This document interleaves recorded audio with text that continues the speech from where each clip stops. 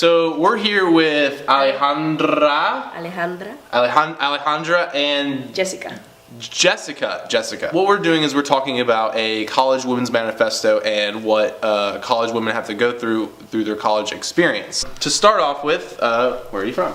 I am originally from Mexico, but I was raised in Memphis, Tennessee. Yeah. I'm from Mexico as well, Mexico City. I came here when I was around 8 years old. Was there any like psychological repercussion behind that, like you changing from your home city to Memphis? It's different to be in a place where you're, I guess, the metaphor is weird, free to roam. Mm-hmm. And then you come here and the place where you live is an apartment building when you can't really go outside and you can't really just like, I guess, be a child because you have to be in this area where you're like basically secluded from everything because you don't know what's around. With that, what she means, or what I think she means, is the fact that, you know, in Mexico you're in your own country and you don't have to worry about what people say about you. You're free to speak your language, you're free to be yourself.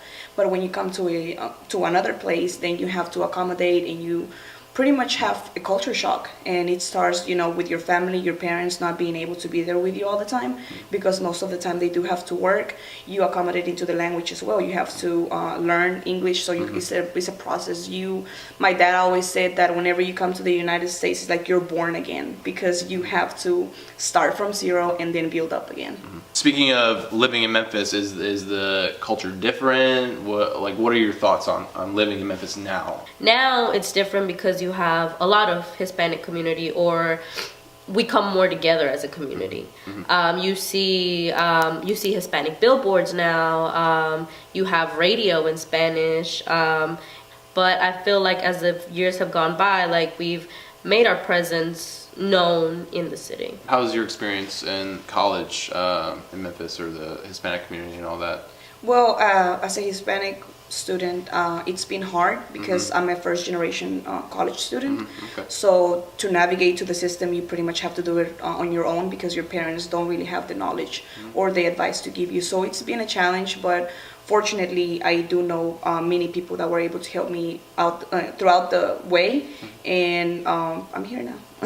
First coming to college, were you, like as a freshman, were you generally stereotyped? We say this, we started out at Victory University. At first I didn't think that I was going to go to college. I didn't know where to start. I didn't know if I was going to be able to go to college. DACA wasn't in place yet. We went to Victory University for a year, and then Victory got shut down. I feel like at Victory was a big high school to me, but it was also like a big eye-opener as to like material. Like content was just different.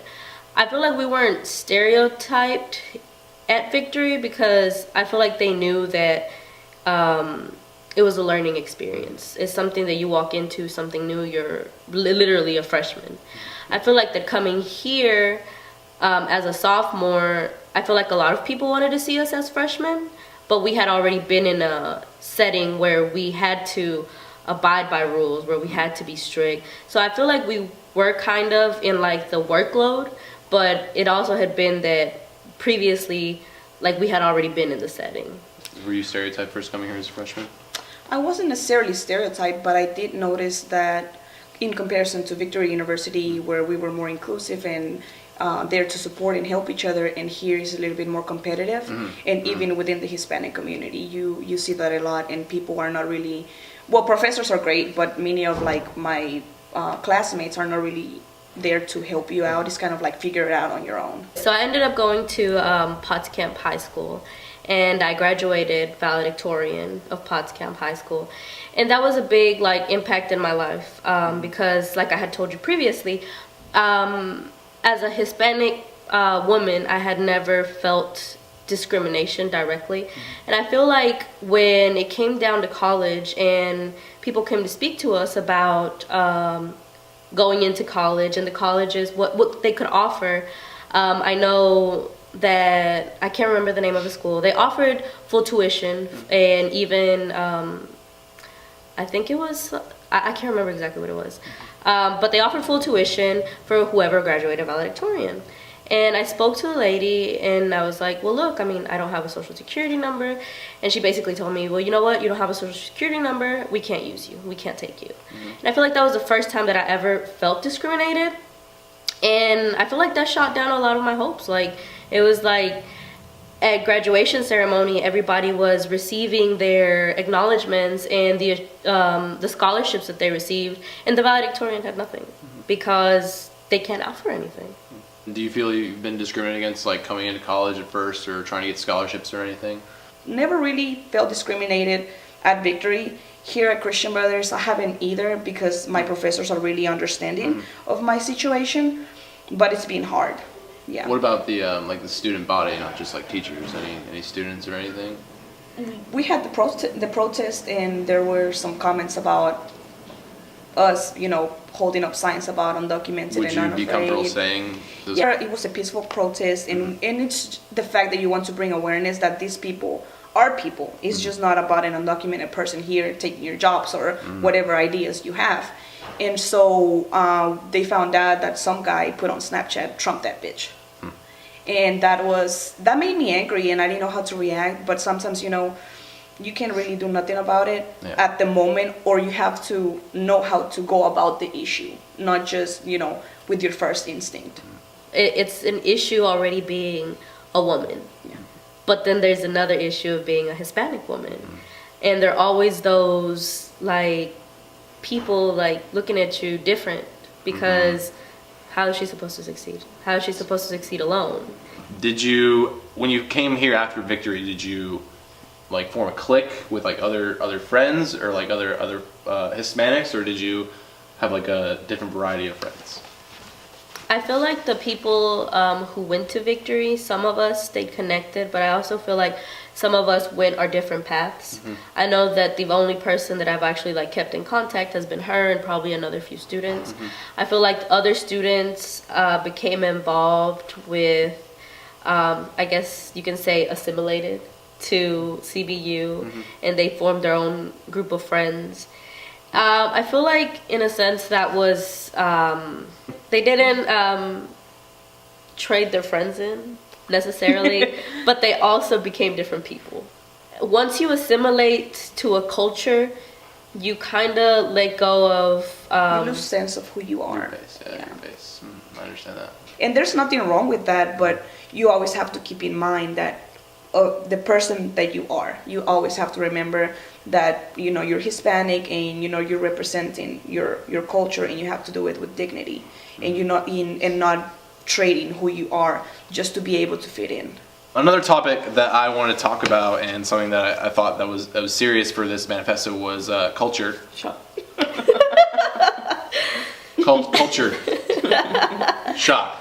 Were you culture shocked? You were talking about culture shock. I'll let you go first. So, yes, I was very much culture shock. I was in elementary up to 3rd grade, so I was used to how the school system worked over there. And then once I came here, obviously language being the biggest issue, and not knowing how to communicate, I couldn't even say I need to use the restroom by myself. I always had to have that classmate who would interpret for me, and it's hard. It's hard. And I remember back in 4th grade, I speak with an accent, so when you're starting to learn, you also have an accent. And I will remember my classmates saying, "Oh, well, you go back to Mexico, you don't belong here."